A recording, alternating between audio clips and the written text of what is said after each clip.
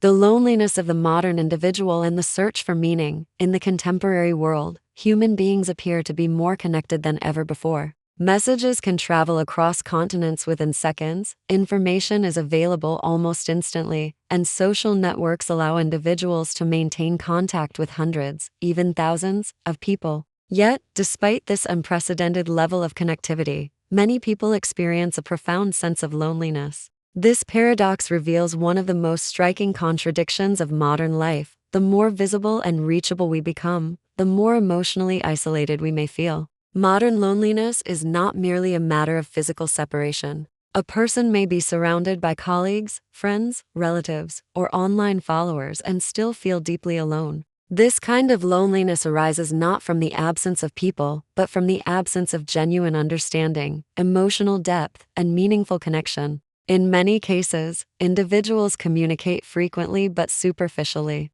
They exchange information, opinions, images, and reactions, yet rarely share their fears, doubts, inner conflicts, or unspoken desires. As a result, communication becomes abundant, but intimacy becomes scarce. One of the defining features of modern society is speed. People are constantly expected to respond, produce, improve, adapt, and remain available. Work follows them home through emails and notifications. Social expectations continue through digital platforms. Even leisure time is often shaped by the pressure to be productive or impressive. Under these conditions, the individual may gradually lose the ability to pause and reflect. Life becomes a sequence of tasks, obligations, and performances rather than a space for conscious experience. The question, "What do I truly value?" is often postponed because more urgent, though less meaningful, demands occupy attention. This constant acceleration can lead to a subtle form of self-alienation.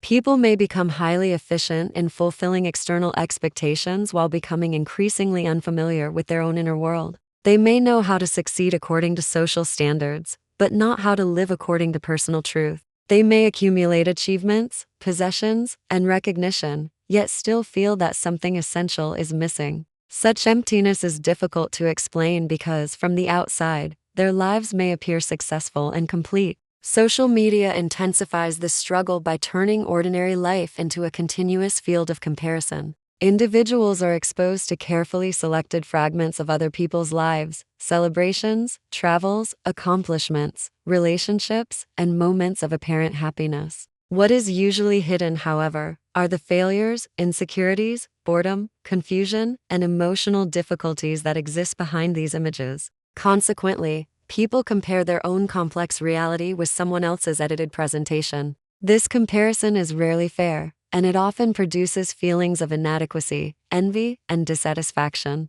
Nevertheless, it would be simplistic to claim that technology itself is the enemy of meaningful life. Digital tools can broaden our horizons, connect distant communities, provide access to education, and give a voice to people who might otherwise remain unheard. The real issue lies not in the existence of technology, but in the way individuals relate to it. When technology becomes a tool for expression, learning, and authentic connection, it can enrich human life. However, when it becomes a mirror through which people constantly measure their worth, it can deepen anxiety and loneliness. Another important aspect of modern existence is the burden of freedom. In traditional societies, identity was often shaped by family, religion, community, profession, and inherited cultural roles. In contrast, modern individuals are frequently expected to define themselves. They must choose not only what to study, where to work, and how to live, but also who they want to become. This freedom can be empowering, yet it can also be overwhelming. The abundance of possibilities may create uncertainty, and the fear of making the wrong choice can become paralyzing. The search for meaning, therefore, becomes one of the central challenges of modern life. Meaning is not always found in extraordinary achievements or dramatic transformations. More often, it emerges through sincere relationships, purposeful work, moral responsibility, creativity, learning, and the ability to be present in ordinary moments. A meaningful life is not necessarily a perfect or painless life. Rather, it is a life in which suffering, effort, love, and hope are integrated into a larger sense of purpose. To overcome modern loneliness, individuals must first recognize the difference between being connected and being truly known. Genuine connection requires vulnerability, patience, and attention. It demands the courage to speak honestly and the generosity to listen deeply. In a culture that often rewards speed and appearance, such qualities may seem inefficient, yet they are essential for emotional survival. Human beings do not merely need audiences, they need witnesses. They need people who can see them not only in moments of success, but also in uncertainty, weakness, and transformation. Furthermore, individuals must learn to protect their attention. Attention is one of the most valuable resources of the modern age because whatever captures it repeatedly begins to shape one's thoughts, emotions, and identity. If a person's attention is constantly absorbed by comparison, distraction, and external validation, inner stability becomes difficult to maintain. On the other hand, when attention is directed toward reflection, meaningful work, nature, art, friendship, and self-understanding, life becomes richer and more grounded. Ultimately, the loneliness of the modern individual should not be understood merely as a private weakness. It is also a symptom of a society that often prioritizes visibility over depth, productivity over presence, and performance over authenticity. Yet this condition is not hopeless. By slowing down, questioning inherited definitions of success, cultivating sincere relationships, and living in accordance with consciously chosen values, individuals can transform loneliness into self-knowledge and isolation into meaningful connection. Perhaps the greatest task of our time is not to become more constantly available, more admired, or more successful in the eyes of others. It is to become more deeply connected to our own lives. In a world full of noise, the ability to listen inwardly may be a form of wisdom. In a culture obsessed with display, the courage to live authentically may be a form of resistance. And in an age of endless communication, the creation of genuine understanding may be one of the most human achievements of all. The fragility of freedom in the digital age. Freedom has long been regarded as one of the highest ideals of human civilization. It is often associated with the ability to choose one's path, express one's thoughts, question authority, and shape one's identity without unnecessary restriction. In the modern world, particularly in democratic societies, freedom is frequently assumed to be a permanent achievement, something already secured by laws, institutions, and cultural progress. Yet freedom is far more fragile than it appears. It does not disappear only through obvious oppression or direct censorship. It can also weaken gradually, almost invisibly, through comfort, distraction, fear, and indifference. The digital age has expanded human freedom in remarkable ways. People can access vast amounts of knowledge, communicate across borders, create independent platforms, and participate in public debates without relying entirely on traditional institutions.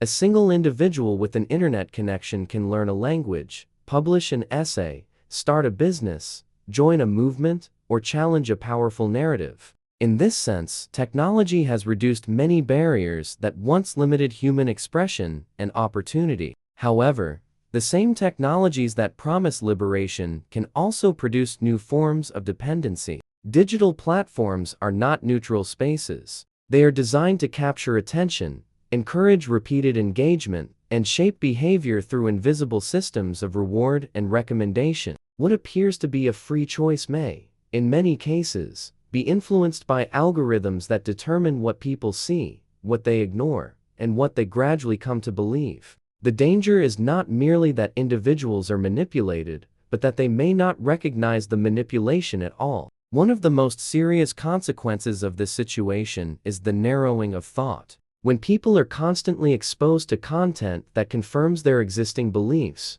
they may lose the ability to understand opposing perspectives. Instead of encouraging curiosity, digital environments can create intellectual comfort zones in which disagreement feels like hostility and complexity is reduced to slogans. Over time, public debate becomes less about seeking truth and more about defending identity. In such a climate, freedom of expression may still exist in theory, but the willingness to listen begins to disappear. Another threat to freedom is the culture of constant visibility. In previous generations, private life offered individuals a space in which they could make mistakes, change their opinions, experiment with ideas, and develop their character away from public judgment. Today, however, personal expression often takes place before an audience. A careless sentence, an unpopular opinion, or an immature mistake can be recorded, shared, and judged by thousands of people. This creates a subtle pressure toward self-censorship.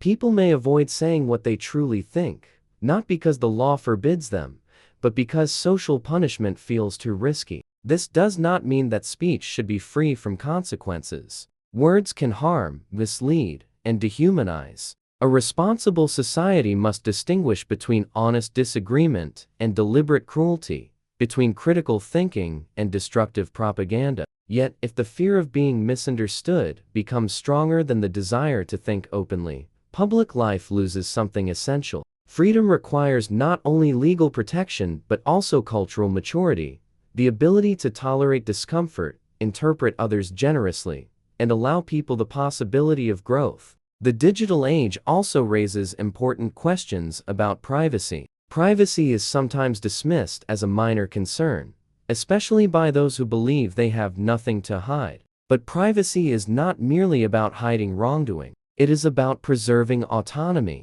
A person who is constantly observed may gradually adjust their behavior to meet expected norms. Surveillance, whether carried out by governments, corporations, or social groups, changes the relationship between the individual and society. It encourages conformity by making people feel that they are always being evaluated. Moreover, the economy of attention has transformed human distraction into a profitable resource. The more time people spend scrolling, reacting, and consuming, the more valuable they become to platforms that depend on engagement. This creates a world in which freedom is not directly taken away, but quietly exchanged for convenience and entertainment. People remain technically free, yet their habits, desires, and emotions are increasingly shaped by systems they rarely understand. The result is a strange paradox. Individuals possess more options than ever before, but may have less control over their own attention. To preserve freedom in such a world, individuals must develop a more disciplined relationship with technology. This does not require rejecting digital life entirely. Rather, it requires using digital tools consciously instead of being used by them unconsciously. People must ask themselves difficult questions. Who benefits from my attention? Why am I being shown this information? Does this platform strengthen my ability to think, or does it merely keep me emotionally stimulated? Such questions are not signs of paranoia. They are signs of intellectual responsibility. Education also plays a crucial role. A free society cannot survive if its citizens lack the ability to think critically, evaluate evidence, recognize manipulation, and engage respectfully with disagreement. Technical skills are important, but they are not enough. People also need philosophical, ethical, and historical awareness. They must understand that freedom has always required effort, and that every generation must defend it in its own circumstances. Ultimately, the greatest danger to freedom may not be tyranny in its most visible form, but passivity. When people become too comfortable to question, too distracted to reflect, or too afraid to speak sincerely, freedom begins to lose its substance.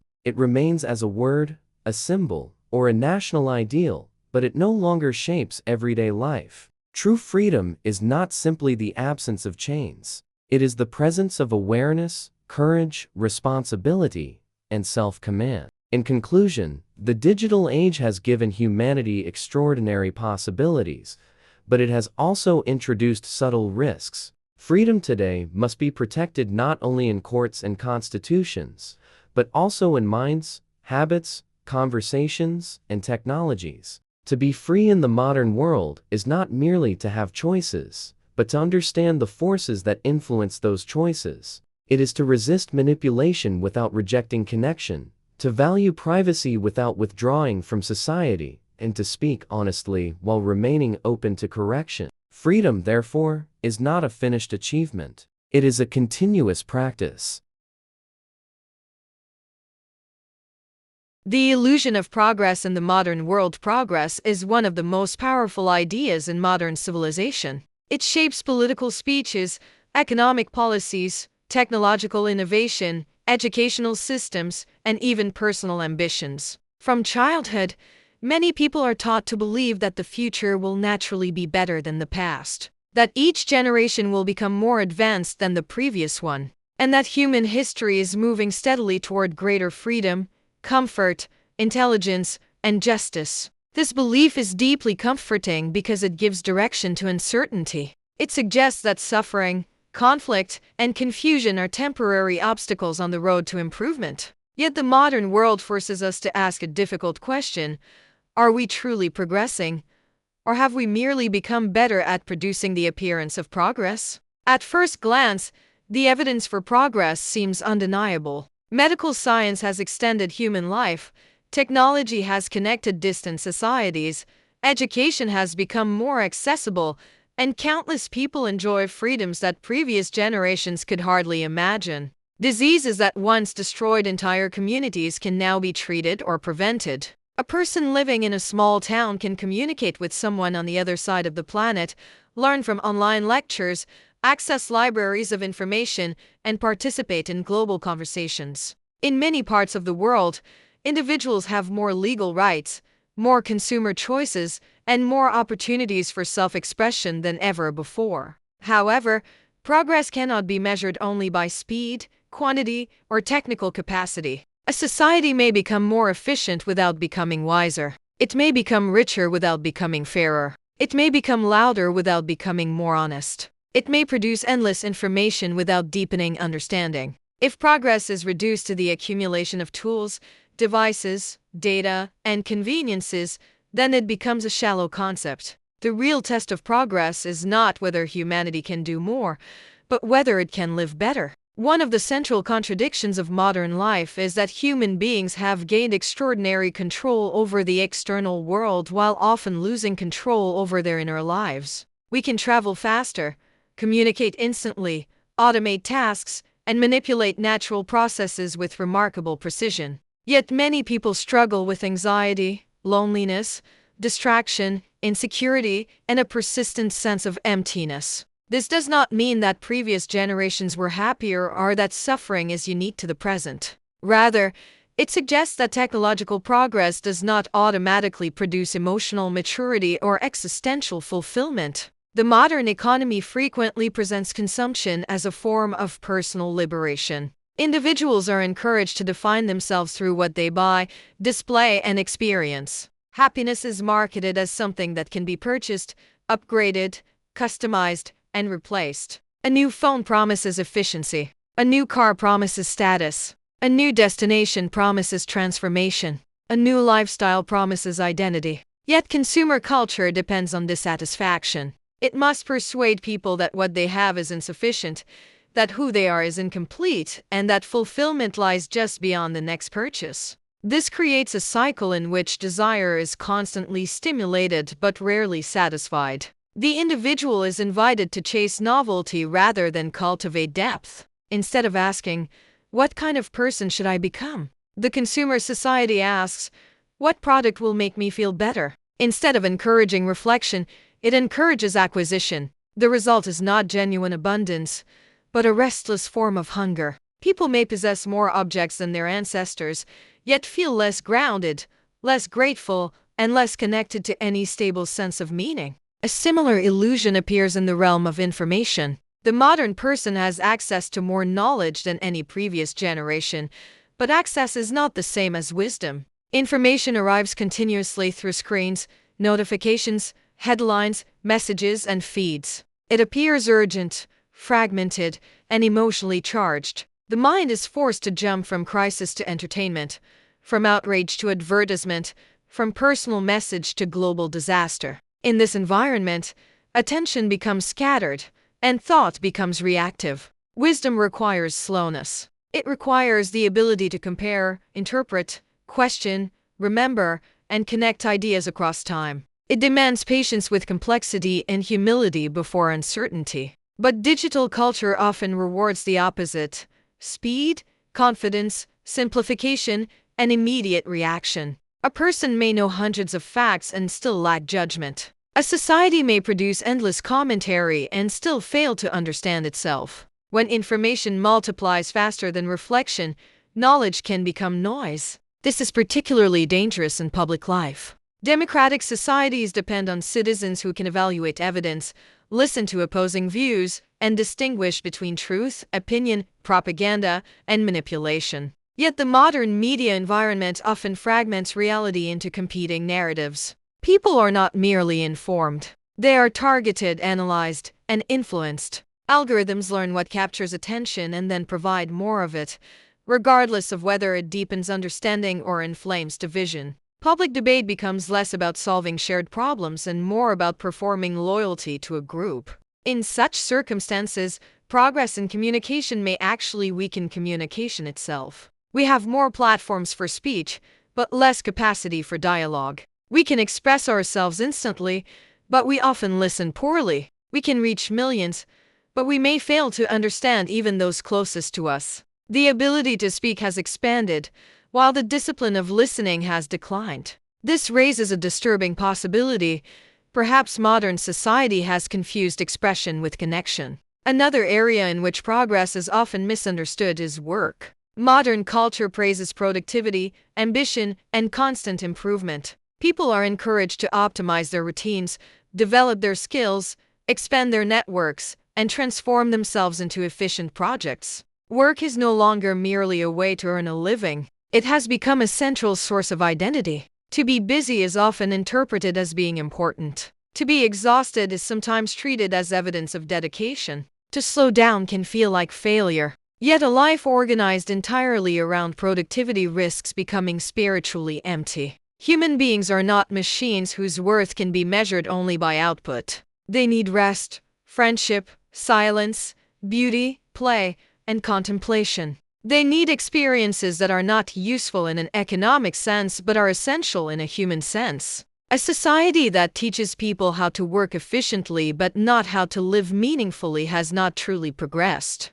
It has merely produced more capable servants of its own demands. Education faces the same tension. Ideally, education should cultivate intellectual independence, moral imagination, curiosity, and the ability to think critically. It should help individuals understand not only how the world functions, but also how they might live responsibly within it. Yet modern education is often pressured to serve the labor market above all else. Students are encouraged to choose subjects based on employability, income, and measurable outcomes. Learning becomes an investment, and the student becomes a future worker before becoming a thoughtful human being. Of course, practical skills matter. People need to survive, contribute, and support themselves. But when education loses its deeper purpose, society becomes technically competent and morally underdeveloped. It may produce specialists who can solve narrow problems but cannot ask larger questions.